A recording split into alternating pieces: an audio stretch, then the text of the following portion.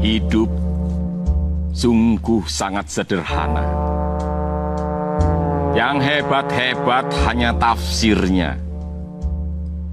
Semua yang terjadi di bawah kolong langit adalah urusan setiap orang yang berpikir. Tidak ada dosa, tidak ada kesalahan, yang ada hanya keuntungan. Kaum priayi sebagai jembatan penghubung mendapat bagian kekayaan. Semua yang tumbuh dan lahir di negeri ini dirampas, dibawa pergi oleh tuan-tuan Belanda sampai tidak tersisa. Rumah kaca dibuat agar mereka bisa melihat dengan jelas gerak-gerik pribumi. Para pembangkang usianya tidak panjang, patuh dan setia sebagai hamba adalah sebuah keharusan. Kalau tidak, sekeluarga bisa jadi gelandangan. Orang boleh mati, tetapi modal harus tetap hidup. Cerobong-cerobong tidak boleh kehilangan kemegahan. Mesin uap pembangkit tenaga listrik tidak boleh bisu.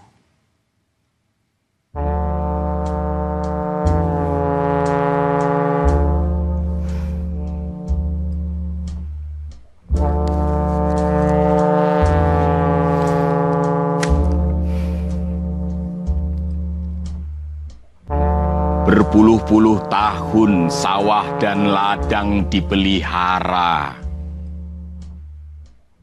Berpuluh-puluh tahun keturunan makan dari hasil keringat sendiri. Tetapi para kompeni menyemprot dusun dengan minyak bumi. Membakar semua habis dusun-dusun itu sampai ludes. Sampai tidak lagi terdengar suara manusia. Sampai tidak lagi terlihat penggembala duduk di atas kerbau sambil meniup-niup suling.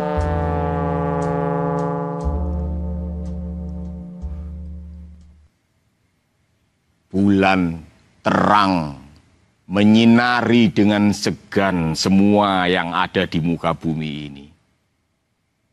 Setiap lubang dan pintu dusun dijaga ketat oleh para serdadu. Masa terbaik hidup seseorang adalah ketika dia bisa menggunakan kebebasannya yang telah diraihnya sendiri. Tetapi ketakutan menjadi awal semua kebodohan. Kita harus menerima kenyataan. Kalau hanya menerima kenyataan saja, itu adalah pekerjaan manusia yang tidak mampu lagi berkembang. Manusia itu harus bisa membuat kenyataan-kenyataan baru. Kalau tidak ada orang yang membuat kenyataan-kenyataan baru, maka kemajuan sebagai kata dan makna sepatutnya dihapuskan dari kamus manusia. Kalau mati dengan berani, kalau hidup dengan berani, kalau tidak ada keberanian, itu sebab bangsa asing selalu jajah kita.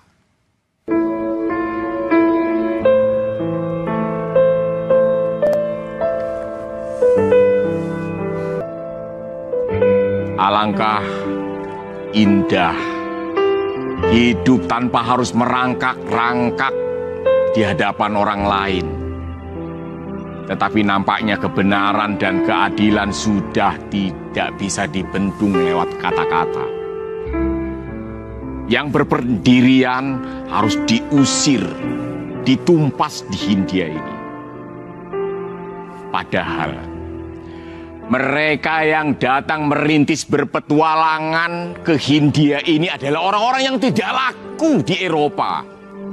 Di sini mereka berlaga Eropa, berpamer tentang keunggulan Eropa dan kekuasaan kolonial. Bangsa ini kok seperti gula-gula yang seenaknya bisa diserahkan ke lelaki satu, ke lelaki berikutnya. Nah, serdadu-serdadu rendahan tak berkelas itu datang ke Hindia ini hanya dengan 2 setel baju dan celana dalam. Tapi dengan kekuatannya mereka berhasil mengangkut semua apa yang diinginkannya, termasuk para nyai yang melahirkan keturunan-keturunan dari bapak-bapak serdadu rendahan itu. Bahkan para nyai itu dipaksa harus memegang disiplin teguh, setia sebagai hamba sampai ke bulu-bulunya.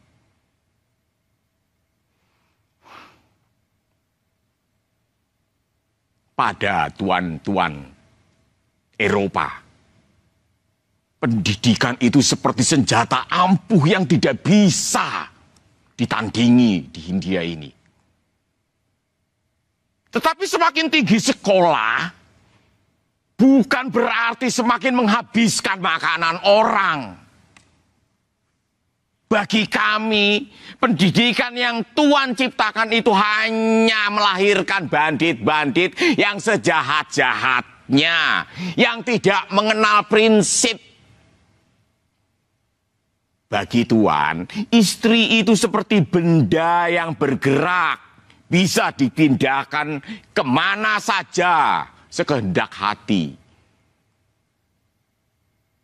Bagi Tuhan, keturunan yang dilahirkan dari perut nyai-nyai itu, anaknya boleh dibawa pulang seperti kambing, lalu dibawa pergi ke Nederland. 1000 advokat tidak akan bisa memenangkan perkara penderitaan nyai-nyai pribumi ini.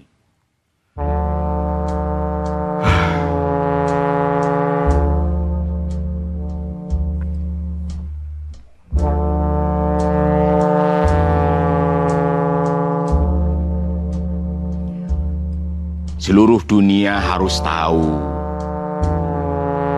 bahwa petani Jawa diusir dari sawahnya. Perempuan-perempuan diperkosa hak-haknya. Persekongkolan lintah darat ini telah menipu manusia-manusia pribumi. Entah sudah berapa puluh tahun berlangsung kecurangan ini.